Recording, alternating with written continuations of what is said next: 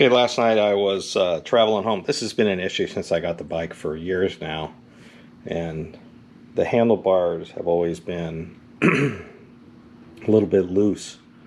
And it's gotten progressively worse. And you can kind of see here's at least on this side. I'm going to have to look at this side over here. But I found the problem on this side. And this here right here is a little raised up piece of metal, which is from the inside of the hole there, that has run the threads up and out, which means it's stripped. And so this is part of a thread from inside the riser. This is a riser here.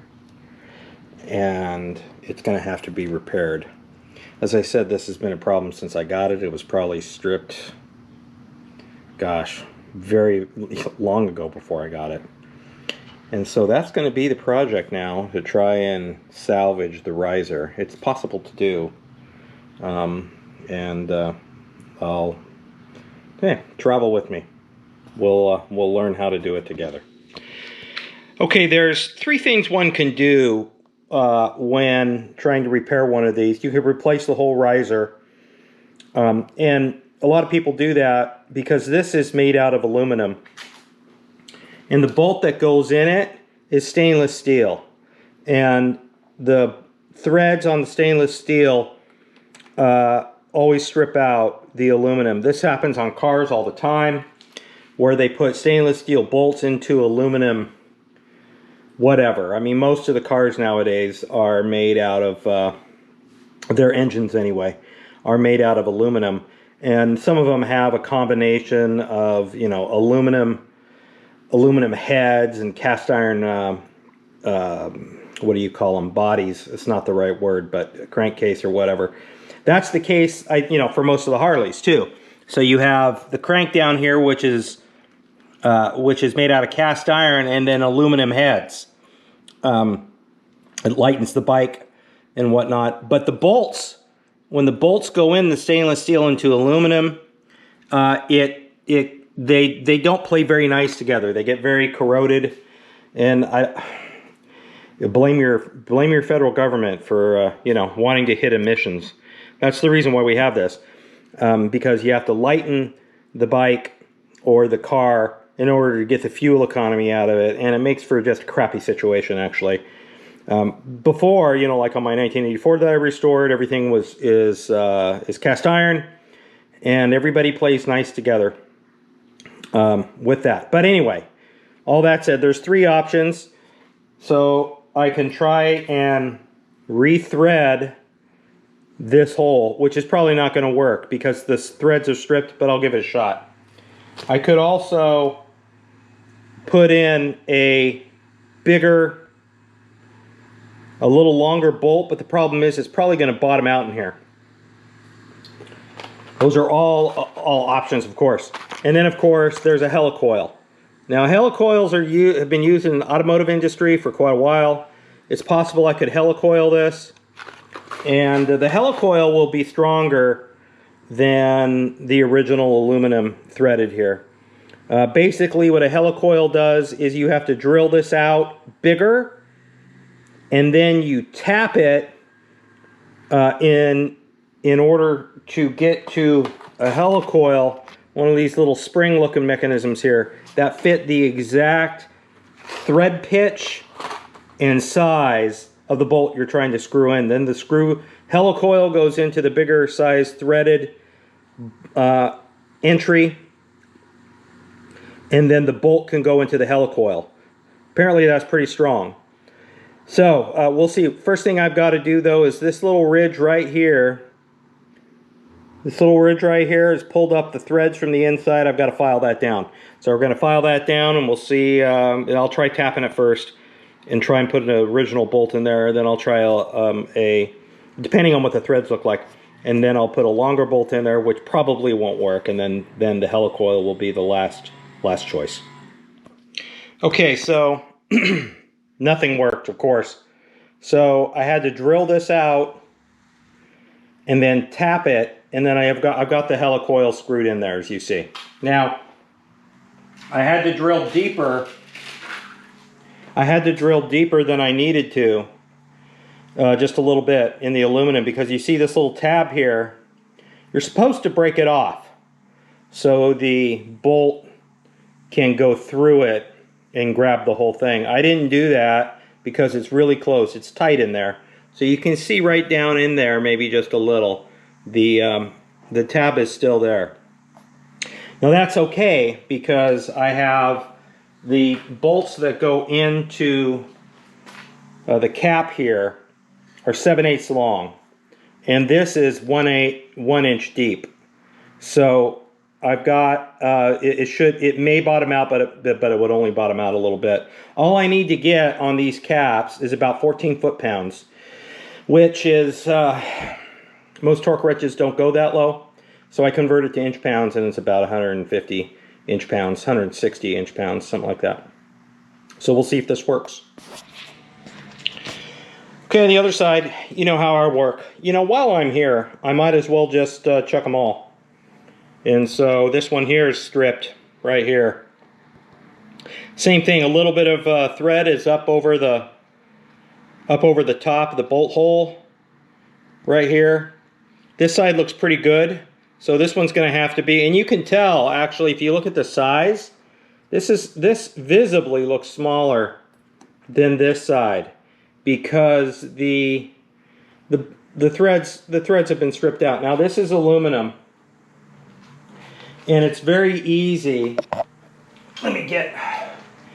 It's very easy to cut through it. Now they recommend, this is for the helicoil to screw into. So you're tapping in new threads, and then the helicoil screws into there, and then the bolt screws into the helicoil. So you have to have the appropriate drill size in order to tap it. Now I've gone a little bit smaller. They recommend a 21 30-seconds drill bit. And then the helicoil goes in, screws into that, and then you can put your 5/16 18 thread bolt in. Now, the thing is, aluminum is very soft. I mean, it's great for weight, but it's not great for strength and durability. So I'm using a little less than 21 30-seconds to drill it out and then tap it, because the tap, which is stainless steel, just chews right through the aluminum. So anyway, that's what I'm going to do, and I'm going to fix this side now. Maybe my handlebars won't slip anymore.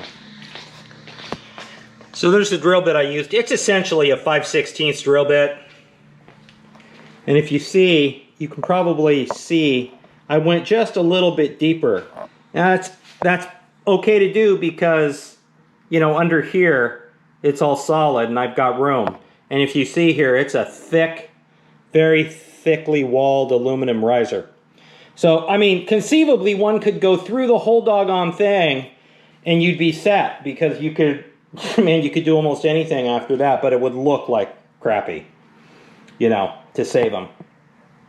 You know, the chrome sets everything off. So I went just a little bit deeper in there, and the reason for that is just in case I needed to break off the helicoil tab, then there would be room to do so. You got to make sure you blow out all the crap in here as well. So now I'm going to tap it for the helicoil, and we should be good to go. This is tedious work. You have to go in very slowly, and if you can see down here all the shavings, it's going to take several times for me to tap it in and then unscrew it, blow out all the aluminum that's deposited in the bottom, so I could get as deep as possible with the threads to allow room for maybe even a longer bolt in the future. Who knows? But it's always good to prepare for those things. So again, these are slow going. This is a slow going, very tedious process. But if you're going to get it done right, then you have to do it slowly. And you have to make sure it's straight, especially on the initial. Once you get it in and it's fairly straight, you're not going to have any problem with the bolt going in the future. So And as you can tell, it's not really that easy to do. But you can see the threads, the aluminum is just soft. No wonder these things strip. It's so damn soft. All right, okay. I'll be back when we screw the helicoil in. Okay, this is my first run in. I just took it out. You can see the shavings everywhere, and it's kind of hard to see perhaps, but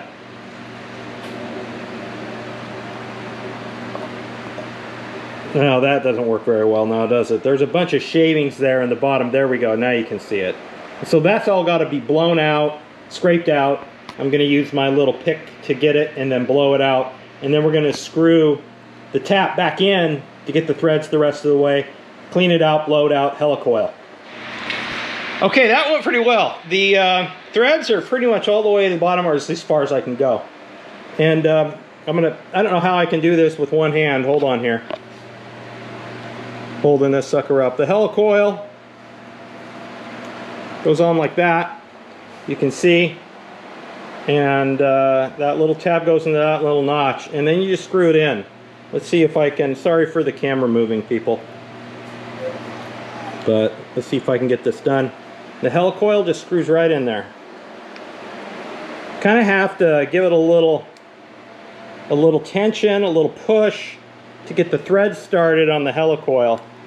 But once you get it going, it goes right in there, like it's a new threaded bolt hole. Now what I'm going to do is I'm going to go flush, or a little below, because I want the screw to have plenty of travel, because I'm not going to bust off the tab. And I should bust off the tab, but I'm not going to do that. There we go. So as you can see, the helicoil is in, it's flush, and we can put the cap back on. By the way, this guy always follows me everywhere. Don't you, Bubba? Yeah. He doesn't do anything. He puts his nose in all my business. It's a little bit annoying, I have to say. Yeah, you're a good boy. Okay, that worked. I got on the bike just a little while ago and tried to move the handlebars. I couldn't do it at all, so I would call this at least something called like a temporary fix. People, Harley guys always cap everything. They try and put, it looks a little better than just having the bolt sitting there, you know. So they always put like a stainless steel or chrome cap on everything. Mechanics hate it because they got to take all that crap off. I just want to show you something here. This here came off one of the bolts. The one I just did, the upper one I just tapped and put the helicoil in. And that, my friend, right there is the I mean, it's really hard to tell here. But it looks to me, this is the old thread. This is the old aluminum thread. It could be an old helicoil, but I don't think so. It looks a little bit sheared here on this side. That would have been on the tapped side of the riser. And so look at that, it just pulled right out. That's what this aluminum crap does. And believe me, I love it, it looks good, but you know, you got to be real careful with it because it strips. Here's another one. This came off the other side, I found. So these are the old threads that stripped out or pulled right off. Right there. So, anyway, I would call this good to go. I'll be able to ride my bike tonight. Cheers, everyone.